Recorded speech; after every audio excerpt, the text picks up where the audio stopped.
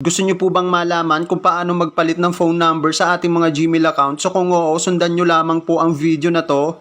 I-open lang po natin yung ating Google. At itap lang po natin itong logo icon sa right upper side. Tap Google account.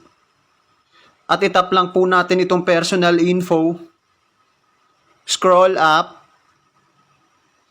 At dito po ay makikita po natin itong phone number. So itap lamang po natin yan. At dito naman po tayo mapupunta. So dito po ay makikita natin itong ating phone number. At dito po sa kanyang right side ay makikita po natin itong arrow sign. So itap lang po natin yan. Dito po makikita po natin itong pencil sign sa right upper side. So itap lang po natin. At kailangan lang po natin i-verify yung ating password ng ating cellphone. So after po natin ma-verify, so babalik po tayo dito. So itap lang po ulit natin itong pencil sign sa right upper side. Tap update number sa right lower side.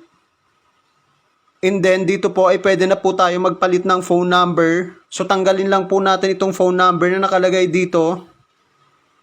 After po natin mapalitan yung phone number ay itap lang po natin itong select sa right lower side at automatic po ay makaka-receive tayo ng confirmation code dyan sa panibagong number na inilagay natin at i-confirm lang po natin at automatic po ay mapapalitan na yan. So that's it guys. So sana may natutunan, follow and share.